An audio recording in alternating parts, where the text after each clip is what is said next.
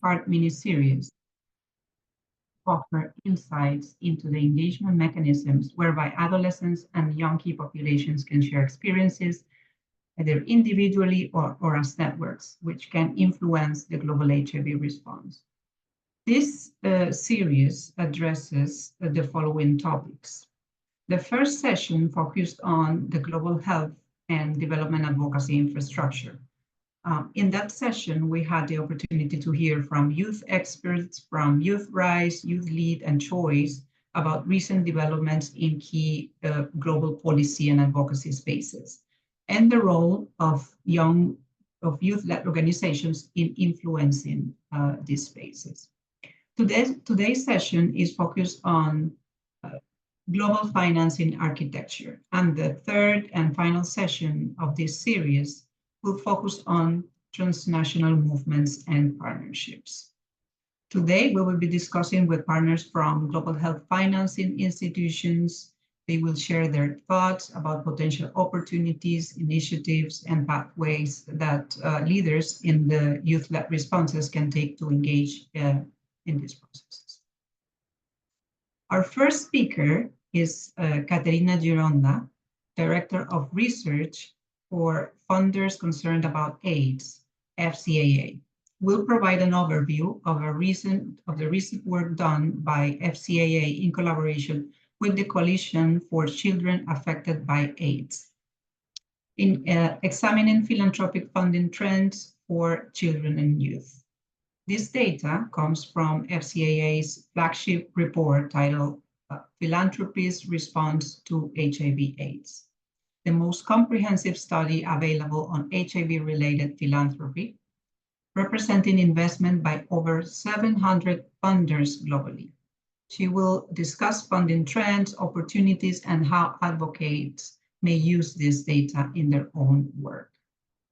The second speakers are Christopher Mills, Senior Youth and HIV Advisor, and Brian White, Senior Key Populations Advisor from PEPFAR. They will delve into the details of the new youth initiative and also the new PEPFAR Action Plan to address HIV-service equity gaps for key populations, announced at AIDS 2020. This plan aims to address service inequalities for key populations. They will explain PEPFAR's role at the country level and the accessibility of funds for young key populations and how advocates can engage with PEPFAR efforts. They will also address broader well-being issues beyond direct HIV prevention and treatment. And our last but not least speaker is Gavin Reed, Senior Technical Advisor on Community and Rights from the Global Fund. He will share insight into recent developments under GC7 that focus on youth leadership. He will outline the specific tools and approaches used by the Global Fund to support youth-led initiatives and responses. Gavin will explain the grant allocation process and how young key populations can influence Global Fund decisions. He will also address the challenges faced by youth-led organizations in accessing funding and explore alternative support mechanisms. So together, these speakers will provide a comprehensive view of the current, future landscape of global HIV funding, focusing on the critical role of young key populations and the opportunities for meaningful engagement and advocacy. Before starting the session, please remember that you are free to post your questions in the Q&A function. Without further ado, I will invite Catherine. Catherine will provide an overview of the findings of FCAA's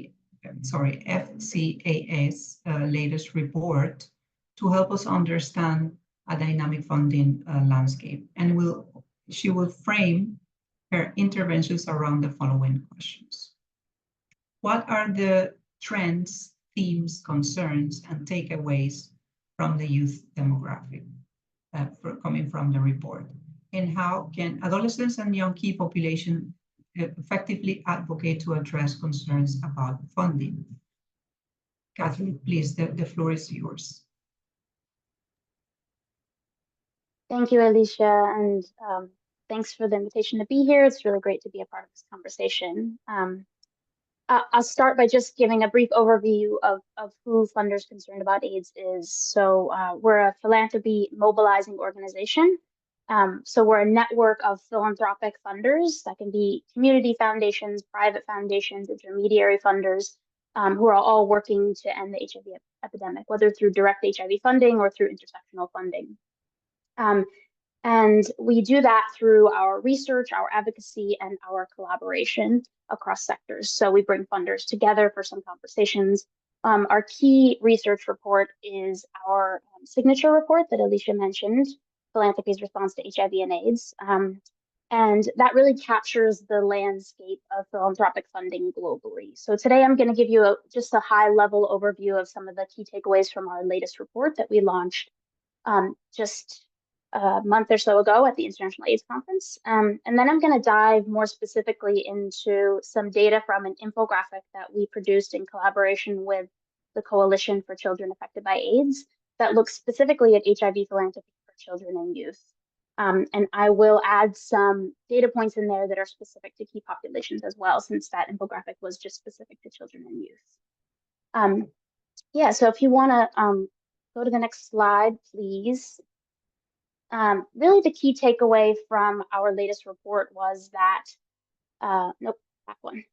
Total HIV philanthropy for overall was $659 million in 2022. So really we're looking at a 6% decline from the previous year in overall funding. That might not seem like that egregious of a decline in funding, but really it's the most significant drop in funding that we've seen from philanthropy since 2017. And this is happening, at a time where we know that there are these vicious attacks against LGBTQ communities, where we're seeing, threats to public funding infrastructure. So a really bad time to see funders moving away from the field. We've seen, in addition to this 6% decline, a trend of HIV funders that have been moving away from the field, some of them moving to more upstream areas like broader health, some to more intersectional areas like racial justice, but we've seen a lot of longtime committed HIV funders that have been moving away from the field. So really concerning trends here. Just to situate philanthropy in the larger funding infrastructure, which I think is important for this conversation, and I know we'll hear from PEPFAR and the Global Fund. Those are really like the powerhouse, the majority of funding that we're seeing. Philanthropy represents about 2% of global resources for HIV and AIDS.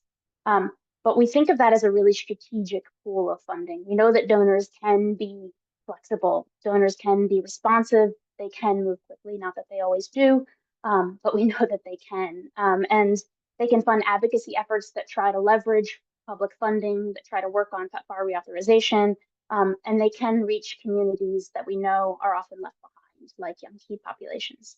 So I think philanthropy plays a really strategic role in what they're capable of doing, and so are a really important part of this larger infrastructure. You can go to the next slide. I'll dive a little bit more specifically now into HIV philanthropy for children and youth. So when we look at that pool of funding, we found about 131 million supported children and youth. And this data is from 2021, as we published it just before we had 2022 data available. That's just about 19% of total philanthropy in that year reaching children and youth. And I did look specifically at HIV philanthropy for children and youth key populations, and that was only 16 million in the same year. So we're looking at 12% of this already small pool of funding for children and youth that was actually reaching key population youth. And the startling thing about that data point is that 10 million of that 16 million in funding for youth key populations was going to the United States. So really that leaves $6 million that's being spread across the rest of the world coming from philanthropy for these communities. And just a note as well that when we talk about children and youth throughout these data, we're looking at 4 different populations that we track in our report that we've combined to get these numbers. So we're looking at children 0 to 14, youth 15 to 24, pregnant women, mothers and babies, and orphans and vulnerable children. You can move to the next slide. I think another thing that we always try and do in our data, and this is just a sort of a note about our practices, is bring in a comparison of what the need is anytime we're talking about funding data. So I don't think anything here is going to be new to anybody, but I think it's just important to situate the context, right? We know that every 2 minutes an adolescent girl or young woman is newly infected with HIV. We know that almost half of children living with HIV are not on treatment. And we know that when you layer being a part of a key population community on top of this, that there's going to be additional barriers to testing and treatment and care. There's stigma and discrimination, and oftentimes criminalization from our own governments that create additional barriers. So just sort of bringing that into the conversation, although I know we're all aware of it already. On the next slide, I look a little bit at funding over time for children and youth coming from HIV philanthropy. So this chart on the top starts at 2016, and essentially you can see a declining trend in funding for children and youth. In 2021, all of a sudden you see it really shoot back up with a 90% increase. But essentially that's an anomaly. We're looking at two large grants, basically. One that focused on research around dual contraception and PrEP for adolescent girls and young women, and one that was from a donor advised fund in the United States that was focused on prevention of vertical transmission in sub-Saharan Africa. So really they're driving that increase that we see in 2021. I did go ahead and look at data for 2022, and it's continuing on that declining trend. So just 53 million in HIV philanthropy for children and youth in 2022.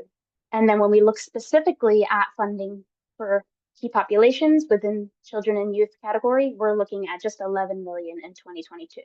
So another decline from that 16 million in 2021, which is a really small pool of funding. That chart on the bottom breaks down those four population categories that we talked about as well. So you can see youth, the highest funded population, but again, a large majority of that funding for youth is going to the United States and focused on LGBTQ youth in the United States. So you see how youth and pregnant women and mothers and babies both increased from 2020 to 21 due to those large grants. But essentially, we're seeing declining funding trends for each of those populations there. Just a note that's not on this slide, we also track funding for advocacy specifically, which, as I mentioned, is a really important entry point for philanthropy, and just about 17% of total funding for children and youth in this year was focused on advocacy efforts. You can go to the next slide where I kind of dive into the geographic impact of all of this. As I mentioned the US a couple times, the US was the largest funded country, individual country in our data. So 16 million went specifically to the United States. But we did zoom in and do a focus just on funding to low and middle income countries and regions. And we found about 63% of that total pool of funding went to low and middle income countries and regions. And the highest funded region was Eastern and Southern Africa, receiving the vast majority of the funding to low and middle income countries. So 72 million, essentially, out of 82 million was going to Eastern and Southern Africa. When we look at regions like Latin America, receiving less than 500,000. When we look at North Africa and the Middle East, 196,000, right? So Eastern Europe and Central Asia, even only 3 million, just about 4% of all funding to low and middle income countries. So, and this is just looking at funding for children and youth broadly. When we narrow this down to key populations in low and middle income countries, it was only $5 million in total, or just 6% of funding to low and middle income countries that was reaching children and youth and key populations.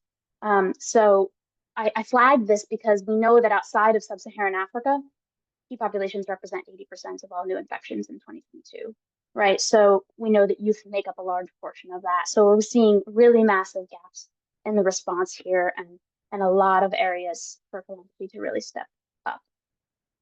On the next slide, I just list out for you the top 10 funders of children and youth. Again, pulled this from our infographic, which I think is linked in the chat so you can see more specifically. But what's important to note here is that 84% of all HIV philanthropy for children and youth came from these top 10 donors. So essentially, we're seeing an immense concentration of funding and really quite a few funders that are really at the table and a part of this conversation. One thing that we've been doing at FCAA that I think is important to flag is really thinking about how do we engage funders that are working outside of the HIV space, right? How do we broaden the scope of who's a part of these conversations within philanthropy? Because we know that that pool of HIV funders is really shrinking, and we need to understand who's working at the intersections and how we can make the case for them to be involved in these conversations as well. The last thing that I will leave you with is just thinking about techniques to get engaged, right, with funders. So you can go to that last slide.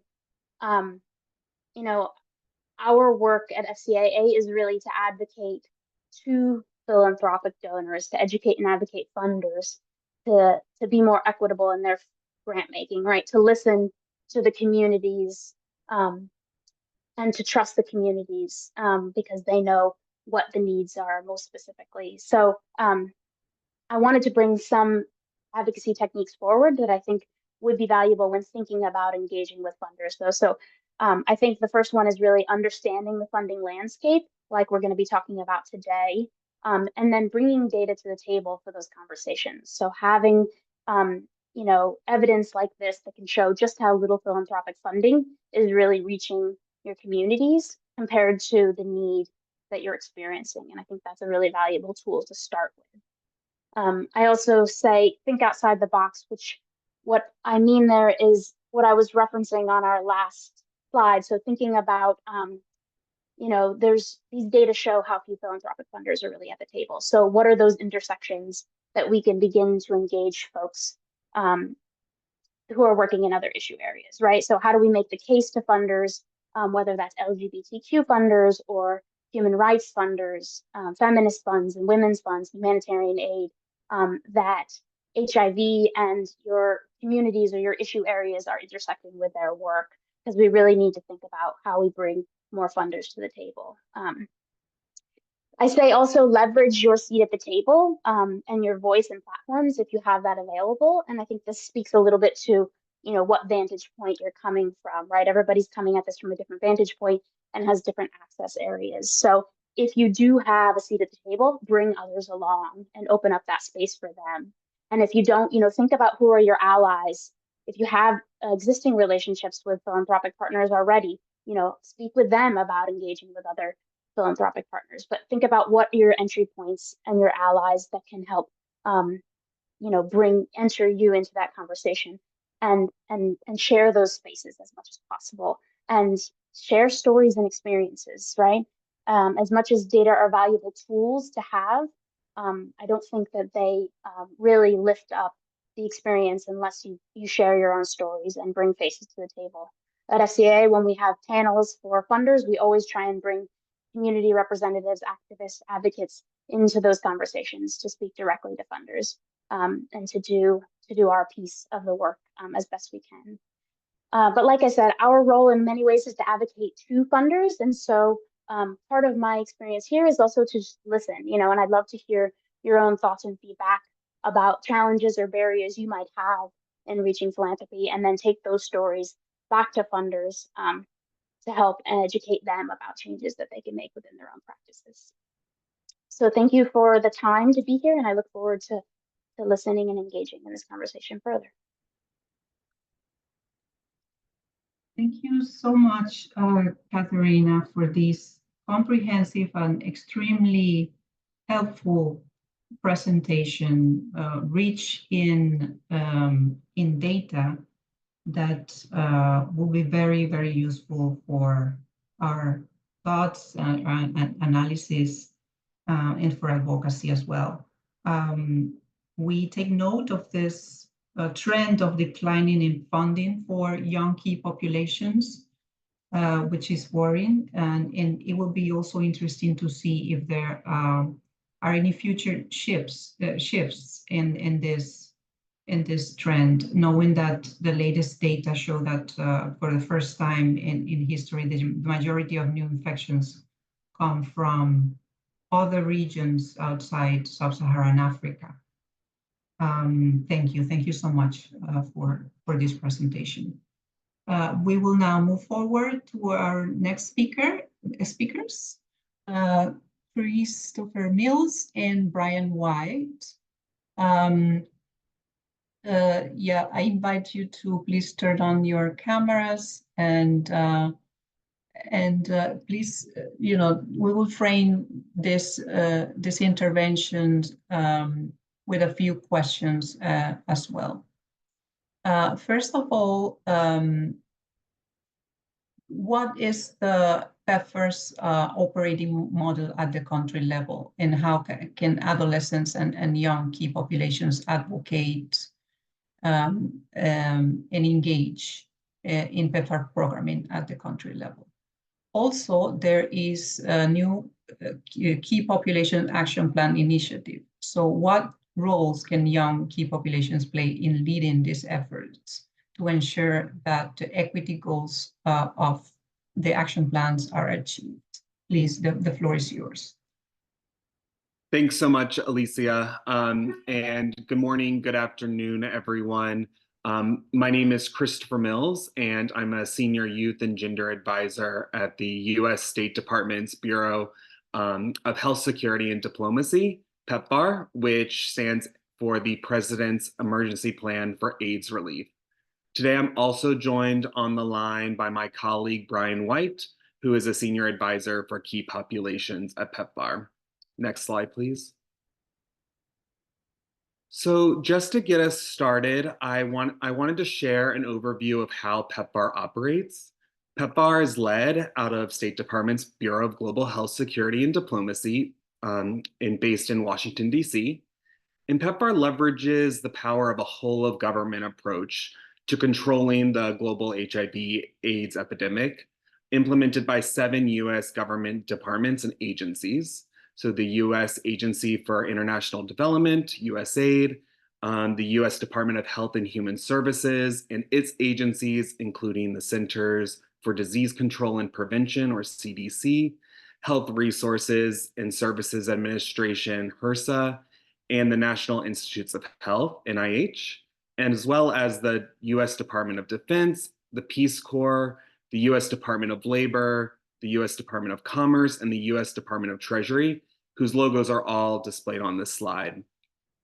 Since its inception in 2003, PEPFAR has invested over $100 billion in the global HIV/AIDS response, saving 25 million lives, preventing millions of HIV infections, and supporting several countries to achieve HIV epidemic control, all while significantly strengthening global health security. Presently, PEPFAR allocates more than $6 billion annually to the global HIV response, which includes the US government's contributions for Global Fund and UNAIDS. At the country level, PEPFAR agencies and staff operate out of the US embassies under the leadership of the US ambassador. Most countries also have a PEPFAR coordinator, which leads and coordinates PEPFAR programming in each country. And PEPFAR is implemented by agency country teams, typically represented by USAID, CDC, DoD, and Peace Corps. So what does our planning process look like? We regularly have planning processes that we call the Country Operational Plan, COP, or the Regional Operational Plan, ROPS, in which we set goals for the PEPFAR programs and allocate funds to our implementing agencies and implementing partners to carry out specific activities to reach those goals. So how we do this is every year around January, kicking off in January through early spring, April, May, our country programs work with the country governments, stakeholders, agency headquarters staff to create a comprehensive HIV response program to support the host country government's programs. Next slide. So before I hand it off to Brian, I do just want to note that our programming through these our regular planning, we do plan for our key populations program and youth programming but we also have some new and exciting plans in the horizon for this upcoming COP and ROP planning cycle, which will begin in the new year, and so which Brian will be sharing about. And I'll also then be sharing about a central initiative that we are also, which was also recently announced earlier this year. Brian, are you able to come off mute? Hey, Chris, I hope you can hear me. Yes, we can hear you. Great, thank you so much. Hi, everyone. Apologies for not being on camera. Had a little bit of challenges connecting today through Zoom, but very happy to be here. So again, Brian White, Senior Advisor for Key Populations at PEPFAR, based in Washington, D.C., as Chris mentioned. So I'm here to talk about the Key Populations Action Plan that is being launched for COP25. For those of you who were at IAS in Munich, you might have heard about this a little bit as well. We sent out a press release. So if you're looking at the slide, you can see on the left-hand side that we put an image of that press release, and also down at the bottom, there's a hyperlink to that. If you go to the PEPFAR website and the Department of State website for PEPFAR, you'll also be able to find that press release there. But this is really an exciting initiative that has been a long time coming and in the works, and it comes at a critical time. And I think, you know, the best way to frame it is just in terms of sustainability of the PEPFAR programming. Really what we're trying to do as countries reach the 95s and, you know, make critical progress, what we really recognize is that those populations left behind are the key populations. And so we really want to close these equity gaps. And we're really prioritizing this work, trying to strengthen the KP programs, really putting a focus on structural barriers and building the capacity of KP-focused organizations. You know, this is really all about accelerating person-centered differentiated HIV services and to the specific KP groups and reaching them where they're at. And so, you know, the work that we do with sex workers is not going to be the same work that we do for MSM, you know, people who use drugs and transgender communities. And so how do we make that work more efficient and reach people in a better way? And so that's kind of a key piece of this work that we're doing. We're also really trying to, you know, work more closely and directly fund KP-focused organizations. They're the ones who know their communities the best, and has been proven over and over again that they're the ones who can help us reach our goals and targets and towards ending HIV as a public health threat by 2030. And so these, you know, when we talk about these organizations, we're really talking about national KP consortia, KP community-led monitoring, strengthening the capacity of KP-focused organizations, increasing KP-focused service delivery, and prioritizing KP peer navigation and case management systems. So we're really, you know, trying to do that at all levels. And in order to do that, we also have to strengthen these organizations and build their capacity. And then I also mentioned about structural barriers and scaling them for an effective HIV response. And really this is, you know, the adoption and implementation of these enabling policies and non-discriminatory services that happen, you know, should be happening for all populations and in particular key populations. So if you look at the 4 different pillars that we have under here on the right-hand side, so the top 3 green boxes, the first one is a global funding control for HIV investments supporting key populations in COP25. And so what this really in essence means is that we want to, through the COP process, we're going to ensure that you know, key populations funding is held stable or increased. And as countries continue to prioritize the key populations work, they will be able to have this funding secured in there. The second one, headquarters matching funds on additional COP25 investments addressing structural barriers. And so this is really focused on, as each country looks at their COP planning and their COP budget, it's designed as a mechanism to encourage countries to build on the work that they've already been doing and increase it. And as they do that, then there would be matching funds coming from the headquarters and not out of the existing operational budgets. And so the third one, the enhanced HIV-related services for key populations in challenging environments. And so giving this the example of Uganda, some of you may have heard that we awarded a specific amount of $1 million to Uganda in the current crisis situation. And so that is a model that both Pillars 1 and Pillar 2 will be addressing for other countries.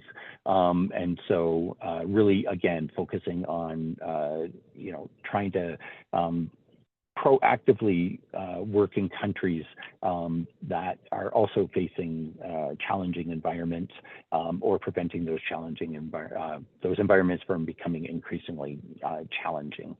And then underneath in the blue box, you'll see the fourth piece, and that is standing up and supporting a new multi-country KP-focused civil society network. And this one is really how can we work together to increase the knowledge sharing as well as build capacity in order to be able to do the work across all of the different pieces that I spoke about at the beginning in terms of delivering the HIV services and addressing the structural barriers. All of these big pieces we're busy working on our guidance. If you're familiar with the COP process, every year we issue COP guidance to help countries with that. And so kind of working out on the details of that, of how all of these different pieces will work, but it's going to be a sort of comprehensive approach that I think is an amazing response to the challenge that are currently being faced and questions about, the prioritization of key populations. So I'll end there and I'll hand back to you, Chris. Thanks so much, Brian. Next slide. So for both the new PEPFAR Action Plan for key populations, sorry, next slide, please.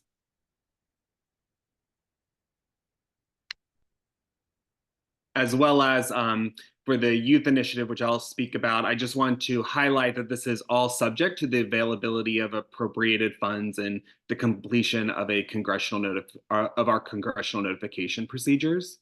And for the youth initiative, which was announced by our by Ambassador Nkengasong in February of this year, he announced a $20 million initiative to strengthen youth-focused HIV leadership, to promote innovation in HIV prevention, case finding, and treatment outcomes in PEPFAR-supported countries, and recognize youth in all their diversity's contribution toward attaining our 95-95 targets by 2030.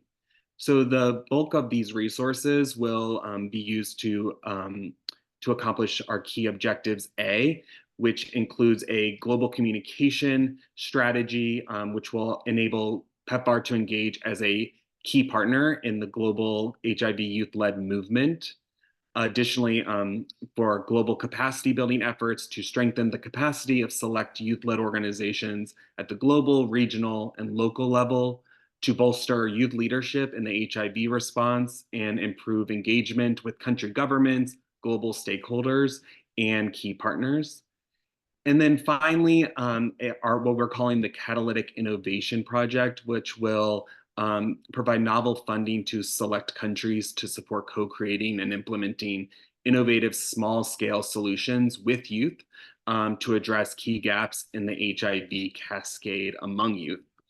Other activities and key objectives with this youth initiative will include supporting a youth leadership structure to galvanize youth leadership and programming at the global level, to also support efforts in addressing policy barriers for youth to access HIV services, and also engage other partners and stakeholders to sustain these activities and accelerate the objectives of the youth initiative.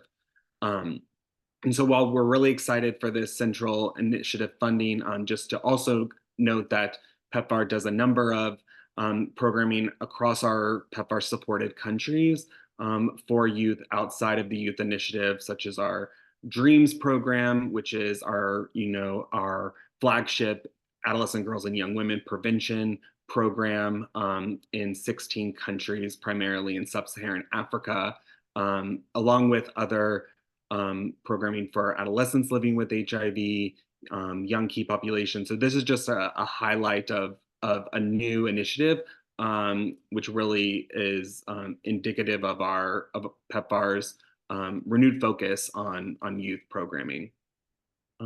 So moving on to the next slide.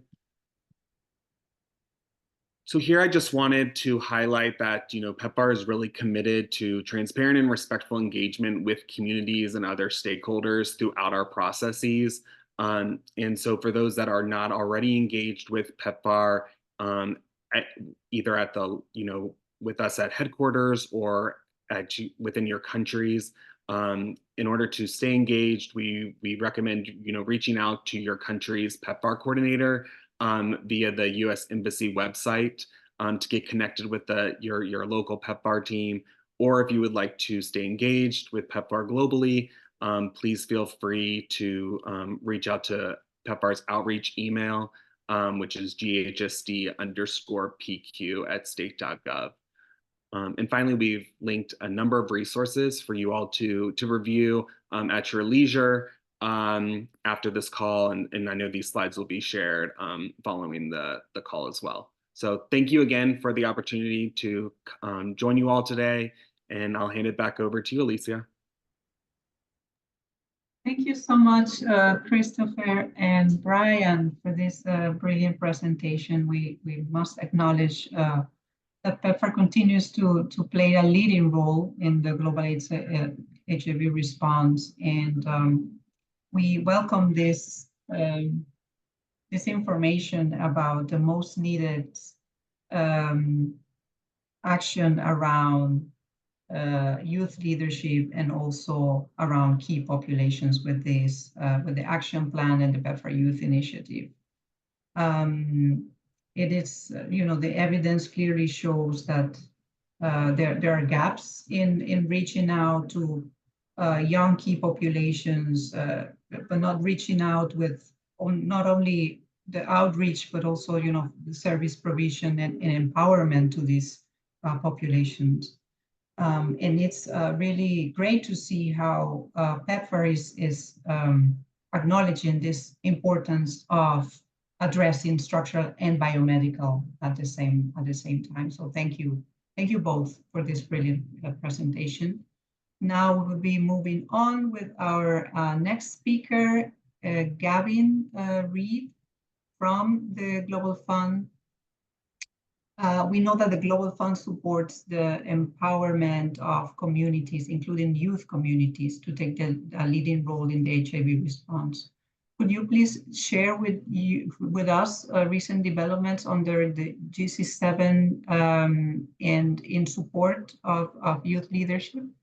Could you also explain a little bit about the Global Fund's grant allocation process and how it works, and how does the Global Fund operate at the different levels? And lastly, we invite you to provide insights into the specific instruments and modalities to advance tailored youth-led responses. The floor is yours, Gavin. Thank you so much, Alicia, and good afternoon, good morning, good evening to colleagues on the call. It's a real pleasure to be with you today. If we can move on to the next slide, please. So a little bit about who is the Global Fund. We're a partnership between civil society, governments, private sector, technical and bilateral partners and communities, and invest more than 5 billion a year to defeat HIV, TB, and malaria. seeking to ensure healthier, safer, and more equitable futures for everyone. We provide about approximately 28% of all international financing for HIV programs.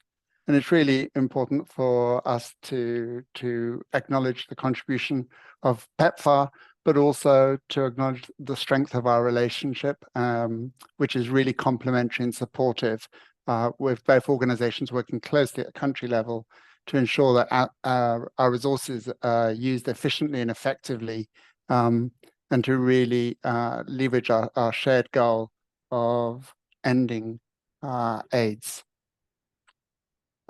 If we can move on to the next slide, a little bit about the grant allocation cycle.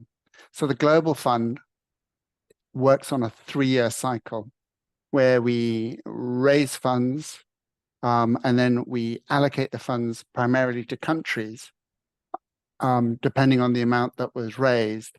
The allocation is defined using a formula. Currently, if we raise up to $12 billion in a cycle, 50% goes to HIV, and any amount over 12 billion, the amount to HIV is reduced to 45%. It's quite a complex model on how the allocation is done. The allocation for individual countries is based on a formula based on disease burden and economic capacity, with adjustments then made for particular populations at risk, with a high weighting around key and vulnerable populations. In the current cycle, there is just over 13 billion allocated to countries, of which 6.5 billion is for HIV. And I just want to highlight that in addition to these country allocations, there is an amount that is set aside called catalytic investments, which includes multi-country grants, matching funds, and strategic initiatives. And this is to support essential programs and activities which can't adequately be addressed through country allocations alone. If we go to the next slide, please.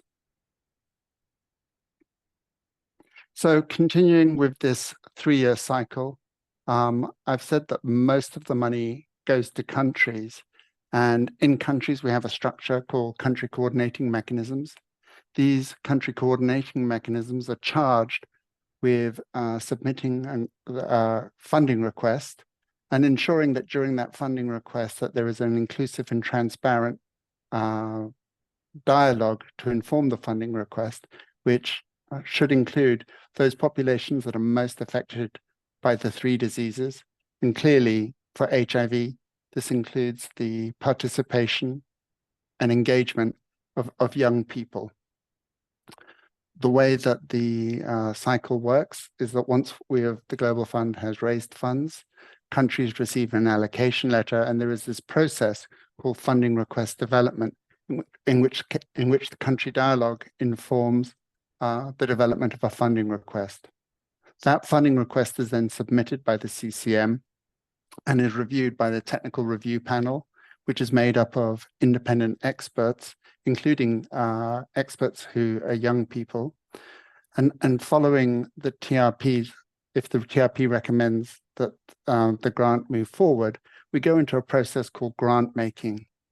And the grant making really reviews at minute detail what is in the grant, and involves country teams, local funding agents, the CCM, and PRs.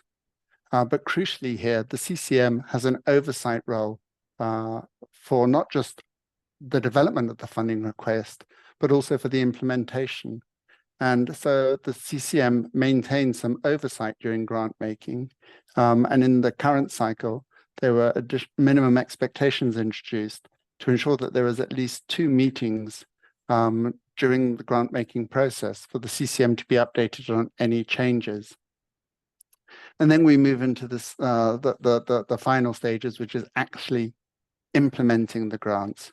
And here again, there's a real opportunity to ensure that youth people are able to engage through the CCM in what we call CCM oversight committees that oversee the grant during implementation. If we move on to the next slide, please. So in GC7, there was a significant shift in the strategy that acknowledged that there still continues to be a level of suboptimal programming that is led by with communities. As a result of that, there's been an explicit objective in the strategy to maximize the engagement and leadership of affected communities to ensure that no one is left behind. And this is really about making sure that grants are designed to meet the needs and realities of people in country, and acknowledging that those needs and realities change. So it's really important that communities, including young people, are really at the center of everything that we do. And this is not just a principle, but we also know it means that we have more effective grants, we have more effective programs, we have more effective services being delivered. And throughout our work through our modular framework, through all our guidance that is being developed, we have a central role for communities to ensure that they are guiding up the investments throughout the grant lifecycle. If we move on to the next slide, please.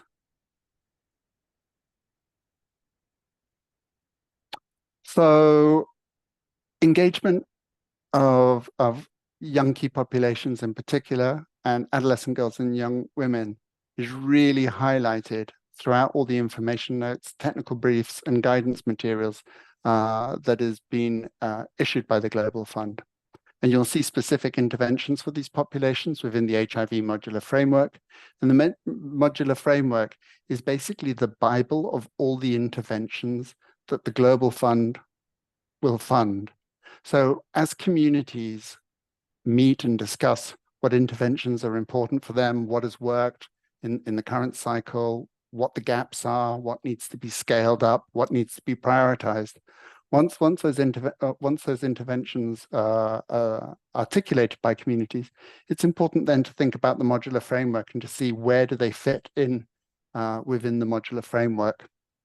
And to help with that, there's what we call information notes, which are specific to the disease and has specific interventions that are priorities for the Global Fund in relation to young key populations and adolescent girls and young women. And it's a real opportunity to be able to leverage that information note, as well as other key technical guidance issued by technical partners as well, to reinforce the case. And I think that this complements what Christina was saying about coming equipped with data, but also coming equipped with technical rationale and evidence around particular interventions and programs that are being sought.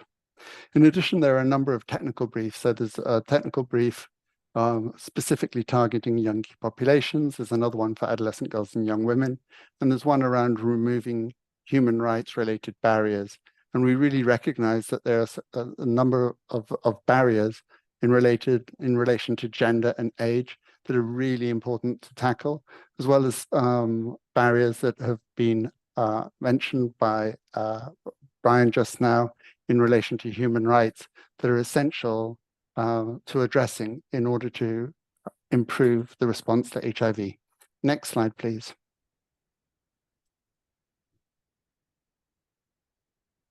So different areas where young people are able to be involved and show leadership includes the Global Fund board. So on the board, we have 20 voting seats, and 3 of those seats are held by community and civil society delegations. A community delegation of those living with the 3 diseases. And then there's a developing country NGO delegation and a developed country NGO delegation. And these delegations issue calls from time to time seeking new members. And we're pleased to see and interact with youth members of those delegations. In addition to governance at the global level, at country level, community and civil society representatives participate in these country coordination mechanisms. And as I said before, these mechanisms are important because they are responsible for the development of funding requests, but also overseeing grant implementation throughout the grant lifecycle. And again, we're really pleased to see an increasing number of young people represented on CCMs. And what's really important for us is that the youth constituency itself organizes and selects its own representatives. Next slide, please.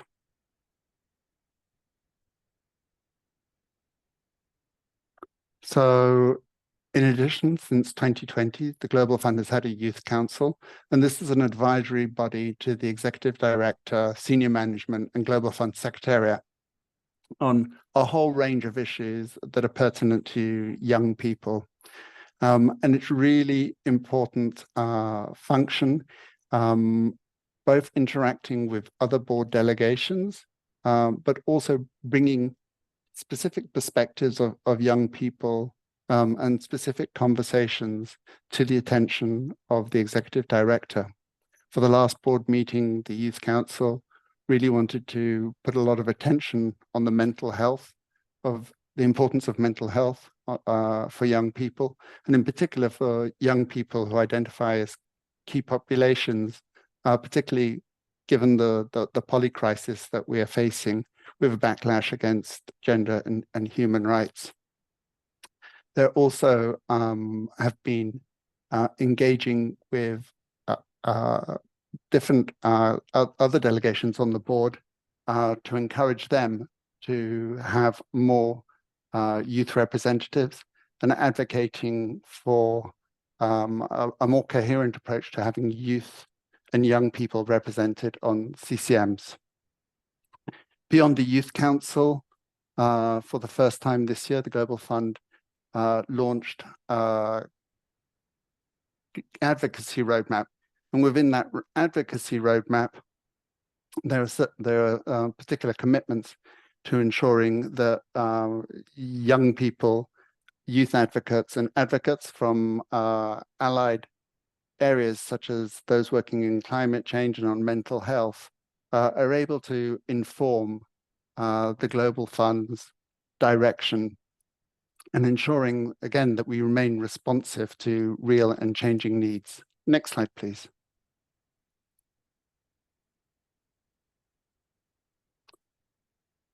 I mentioned earlier that whilst the majority of our funding goes to country grants, these are allocations for countries. And then, as I've said, the CCM leads a process so that the country decides how the money is best allocated in country.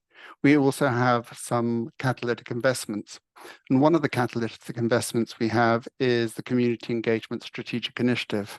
This has 3 interlinked components: short-term TA, long-term capacity strengthening, and regional hubs that are primarily focused on inter and intra-regional learning. And here, young people have successfully applied for short-term technical assistance.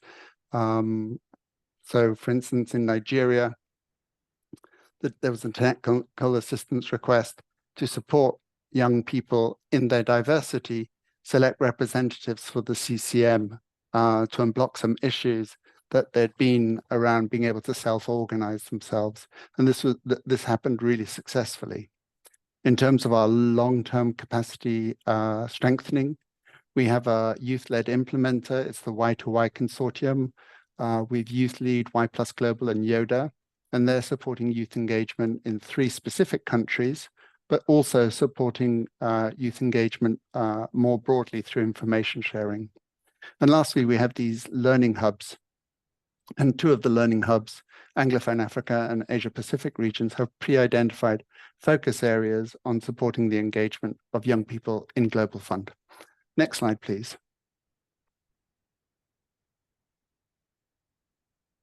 So in terms of accessing funding within Global Fund grants, I've mentioned to you about the funding request development process, but we've heard in the past that sometimes youth-led organizations and trusted organizations providing services to youth are not always able to be included in the grants. And that's because of the criteria through our model of having principal recipients and sub-recipients can be quite arduous and has quite a threshold to accessing funds. Nevertheless, youth organizations, including groups that haven't been registered, are able to access funding, particularly as sub-recipients. So often the requirements between a PR and an SR are incredibly high, but from SR downwards, there's greater flexibilities. And we're particularly interested in supporting alternative financing mechanisms beyond the PR, SR, SSR model to include mechanisms such as service level agreements, multi-year service level agreements, activity-based contracts, results-based financing. And there's been some success in ensuring that youth-led organizations are able to access funds. We're currently also exploring greater flexibilities in this area. And we hope that for the GC8 guidance, which will come out in about 9 months' time, there'll be greater flexibilities for the next cycle, GC8. So there'll be more on that in due course.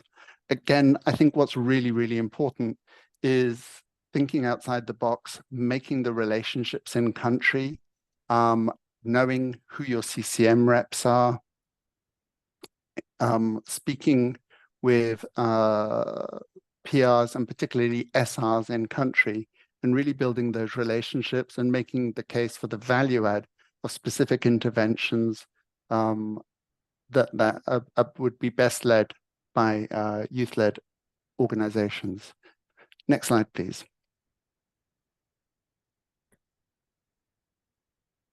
So in addition to the Community Engagement Strategic Initiative, there is Her Voice Fund that has been doing small grants. And since 2020, this has been implemented by Y+ Global. It's a partnership with private sector and ViV Healthcare Positive Action, works in 13 countries in sub-Saharan Africa. And I'm happy to share details around how you can get more information on that. It's focused on AGYW and primarily focused on prevention. Last year, we launched the Gender Equality Fund, again, a private sector partnership with ViV Healthcare Positive Action, but also with GSK. And this fund is targeting women and gender diverse communities, but grantees include youth-led transgender and AGYW-led organizations. And again, happy to share more about the Gender Equality Fund later on. And lastly, through the advocacy roadmap that I mentioned earlier, YouthRise has been selected to mobilize and conduct advocacy activities in relation to Global Fund replenishment, but also articulating youth priorities and key asks around the Global Fund, again, to make sure that young people are able to hold us to account and make sure that we can hear what their needs and priorities are. Next slide, please.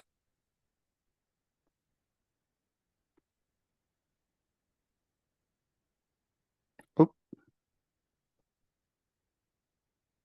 Okay, I think I must be done. I thought there was another slide, but back over to you, Alicia. Thank you, Gavin. Thank you for this really great presentation, very comprehensive about the Global Fund grant cycle and the opportunities to engage in the Global Fund governance through the Global Fund Board, the CCMs, the youth, the Global Fund Youth Council, and others. It is also exciting to hear about the potential flexibilities in GC8 to fund directly youth-led organizations. This is very exciting. We acknowledge also that there are challenges and we still need to address some issues related to meaningful youth engagement across the Global Fund grant cycle. and provide young people with the tools and opportunities they need to navigate these very complex spaces. But well, thank you for your intervention. Now I think we will move on to the Q&A session. Before moving on to that, I would also like to apologize because I don't think my video is working in today's sessions. We will try to fix that for the next session.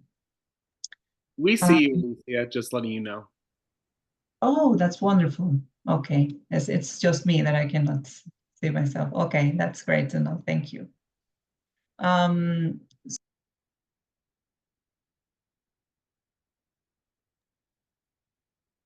Thank you so much, Alicia, for that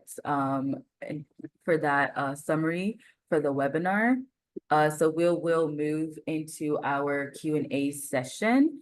There were a few questions in the chat regarding that I answered regarding the sharing of the presentation slides.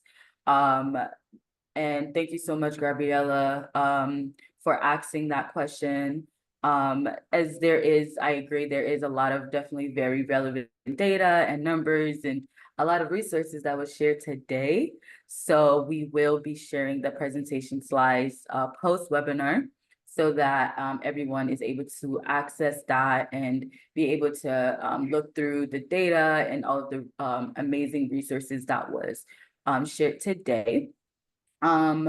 We also have the same question from Charles. Thank you so much, Charles, from the National Association for Young People Living with HIV/AIDS in Malawi.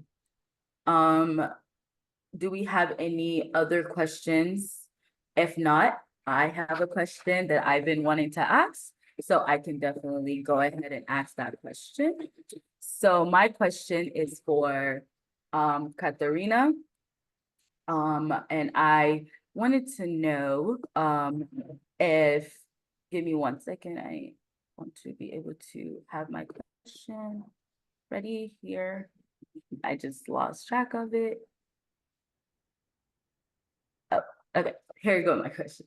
So I was curious to what are the next steps following data collection and findings to addressing the identified gaps and opportunities in HIV-related philanthropy based on the insights from the latest report?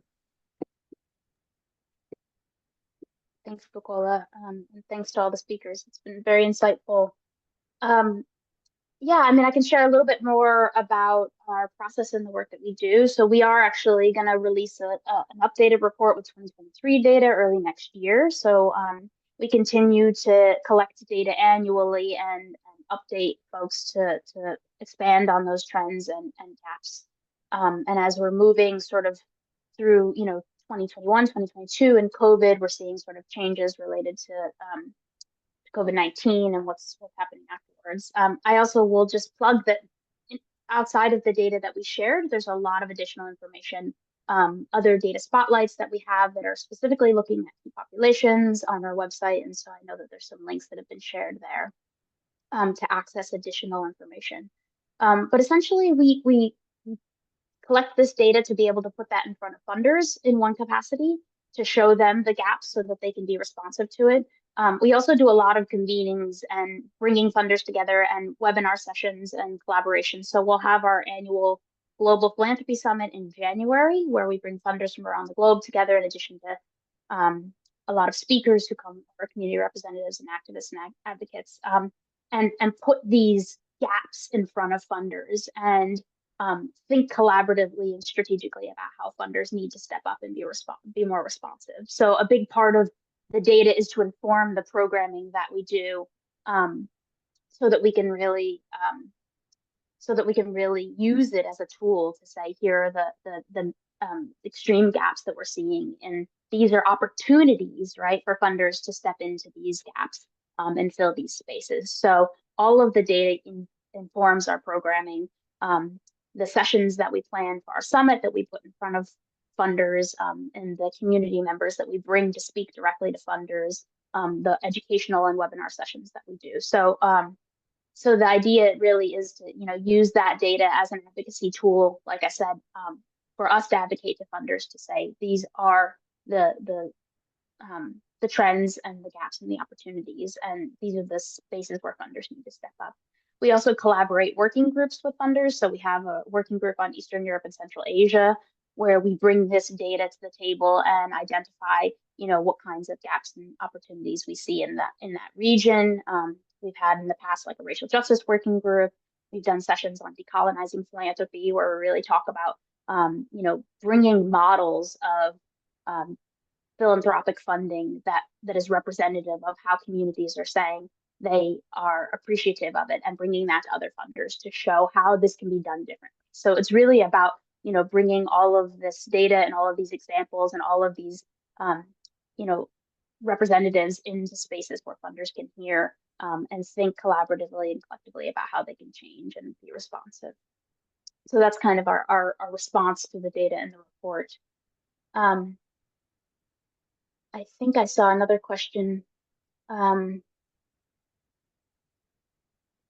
Yeah, I think a question about whether the data set can be availed for further analysis by interested parties. And we do often get requests from funders and from advocates and community representatives to break down the data in different ways. We're always happy to do that. So if folks are interested in learning about something that's not published in the report specifically, but that if we have that information, we're happy to do that analysis and bring that forward. And we're also happy to partner on sessions. If you have content that you think would be interesting to put in front of funders, we can bring that together for a webinar and plan a session around that. If there's important information that we want to bring and put in front of funders, and we can always bring our data or do a specific analysis to support a conversation around that. So always happy to be engaged in those conversations.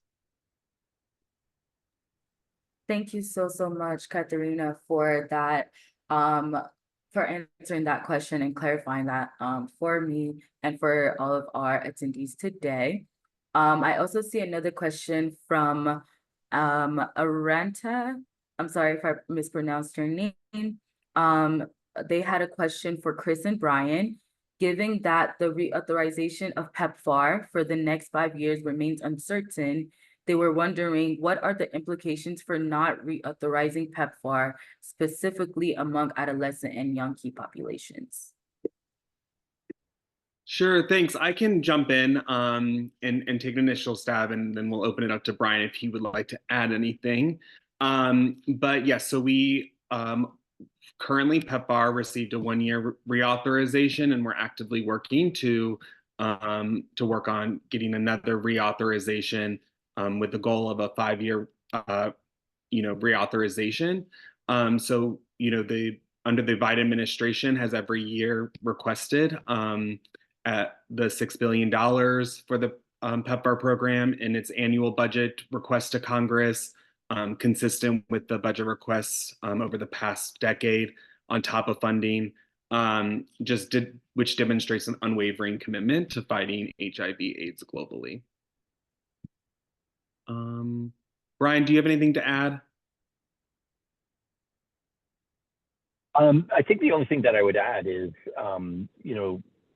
given the importance of PEPFAR and the work that we've been doing, just encouraging everyone to continue to advocate for PEPFAR in terms of reauthorization and the work that's being done and the difference that it's making. I especially encourage youth voices in that conversation, given the epidemic and the way that it's progressing, as well as, the growing youth population. I think this is recognized as a really important voice. And so we just can't state enough how important it is to have everyone's support in this reauthorization process. Thanks. Over. Thank you so much, Brian and Chris, for answering that question. The next question that I have here is from Sandy, who asks, what strategy does the Global Fund have for sustainable funding regarding adolescent and young people? And that would be for Gavin. Thanks so much. And Sandeep, it's a great question. As you may know, there's currently a process that is being led by UNAIDS with support for PEPFAR to look at sustainability roadmaps. And in this process, it's particularly important to think about what those critical services and interventions from communities and adolescents and young people are. Again, a lot of our approach is based on country ownership and what is being prioritized in the country. From the Global Fund perspective, we do have co-financing and transition requirements because we are concerned, particularly for key populations and some vulnerable populations, including young women and girls, to ensure that critical services are maintained. And particularly for those middle-income countries that are closer to transitioning or are approaching a transitioning process. So we're supporting the sustainability planning process that is being undertaken by UNAIDS. And as well as that, we're hoping that through our strategic initiatives and through the discussions that are happening at the board, looking at what is quite a difficult landscape. Katerina has given us an outline about philanthropic funding. Chris has just mentioned about the reauthorization, that we require reauthorization. And the world is in quite a difficult place at the moment, with domestic resources being really constrained and with an emphasis on HIV being at a real crux point. And the data from IAC was really showing that we really need to invest now. Otherwise, we're not going to be needing to sustain 28 million people on ART, but it's quickly going to go up to 40 or 50 million in the medium term. So that's not a very clear answer, but to a question that we are continuing and look at.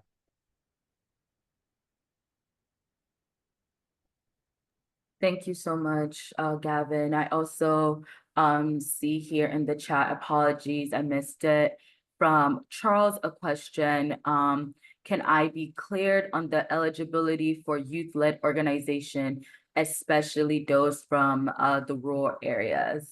So I'm going to open this up to any of the speakers who would like to answer that question.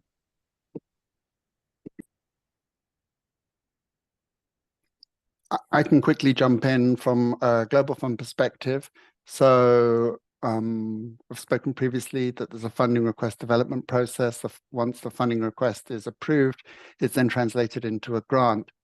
The CCM is also responsible for nominating what we call principal recipients, and these are the organization in country that receives funding, often a government ministry and civil society partner or multiples thereof. And it's up to the PR to specify their own eligibility criteria, depending on the interventions that have been defined within the grant. So what would be really important is for youth constituencies and for youth-led organizations to be engaging with their CCM and PRs around what is in the grant, what do the implementation arrangements look like, and to be looking at what the eligibility criteria are. I'm not sure that there would be a particular distinguishment between organizations in rural areas. It would beyond what the interventions are within the grant. Over to other colleagues. Thank you so much, Gavin, for answering that question. Did we have any other speakers that wanted to jump in on that question as well?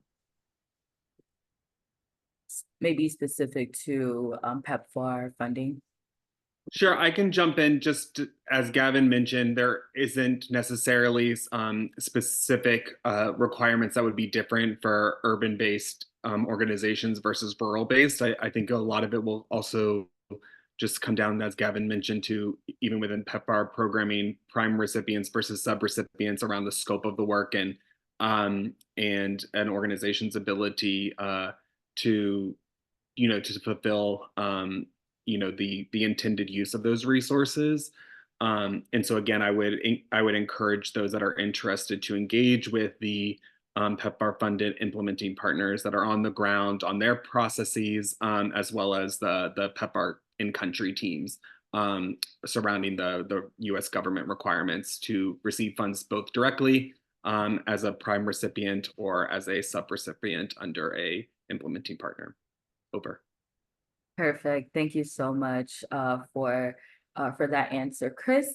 I don't think I missed any other questions in the chat. Does anyone else have any final last-minute questions before I pass it along to our moderator, Alicia, to close us out?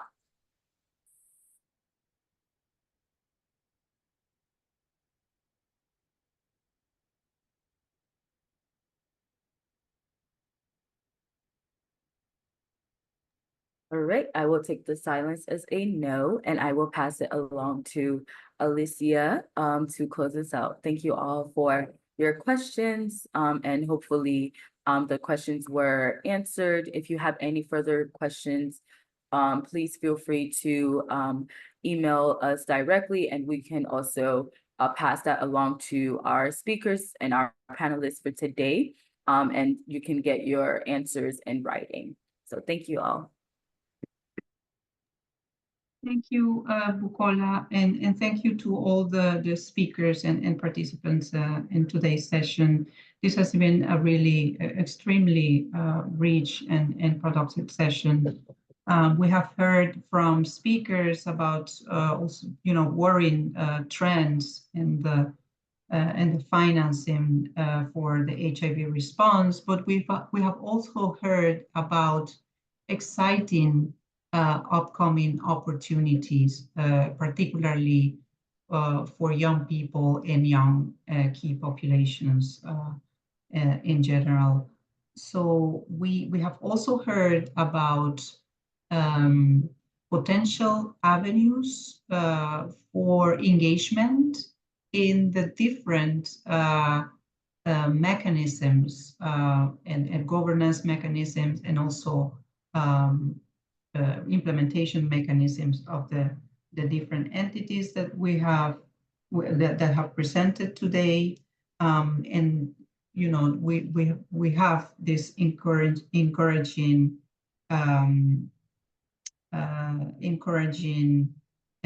developments that are coming ahead. Today's presentations have given us a lot of food for thoughts. I know there's a lot to digest, a lot of information that have been provided today. As Bukola said, if you have, further comments or questions, please reach out to us, and we will be happy to direct you in the right direction to get your responses and comments heard. I would lastly like to pick up on one of the speakers' comment. I think it was Brian's, about a call for the highlighting the importance of youth advocacy to ensure their participation and to ensure that their voices are heard also around these different replenishment processes for PEPFAR and also for the Global Fund. These are important funding mechanisms for the HIV response, and we rely on these mechanisms to continue the job that's not been done yet. So the HIV epidemic is not over yet, and there's a lot still to be done. So thank you everyone for your participation in today's sessions. and we'll keep you posted about the next session. Thank you to the organizers of today's sessions, particularly to UNICEF, and I hope you all have a great rest of the day. Thank you.